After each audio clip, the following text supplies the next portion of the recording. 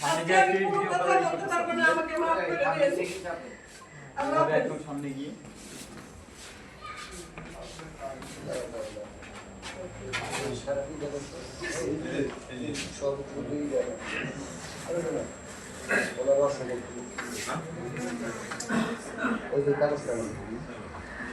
প্রতিষ্ঠাতা মহাসচিব মহোদয়কে বলবো সভাপতির বাড়িটা প্রেরণ করার জন্য।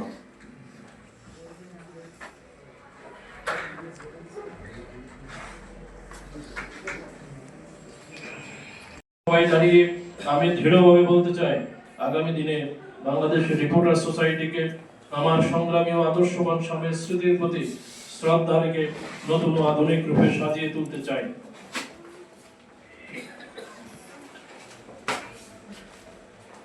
আমি চাই সদস্য নবায়নের মাধ্যমে সংগঠনকে আরো শক্তিশালী করতে দক্ষ, যোগ্য ও সৎ নেতৃত্ব, যোগ্য ব্যক্তিকে দেখতে চাই চেয়ারম্যান, মহাসচিব সহ পূর্ণাঙ্গ একটি কার্যকর কমিটি গঠন করতে।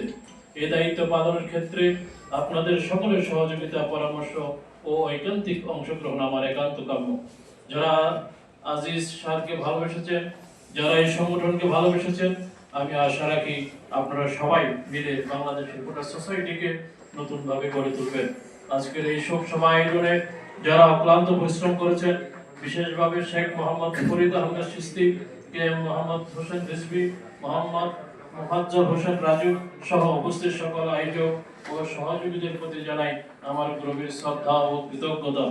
আমি আরো আশা রাখি সিনিয়র প্রতিষ্ঠাতা সদস্য ও বর্তমান সকল সদস্যকে সঙ্গে নিয়ে সংগঠনের কার্যক্রম অব্যাহত থাকবে এবং খুব শীঘ্রই সদস্য নবায়নের মাধ্যমে একটি নতুন ও শক্তিশালী কমিটি আপনাদের উপহার দিতে পারবো। সবশেষে আমি আপনাদের সকলের দীর্ঘায়ু সুস্বাস্থ্য কামনা করছি। একই সঙ্গে আমার প্রিয় স্বামীর জন্য আপনাদের কাছে দোয়ার আবেদন রাখছি। আল্লাহ তাআলা যেন তাকে জান্নাতুল ফেরদৌস নসিব করেন। এই দোয়া প্রত্যাশা রেখেই একটি দুঃখভরা কিন্তু কৃতজ্ঞ হৃদয় নিয়ে আপনাদের সবাইকে আবার জানাই আসসালামু আলাইকুম।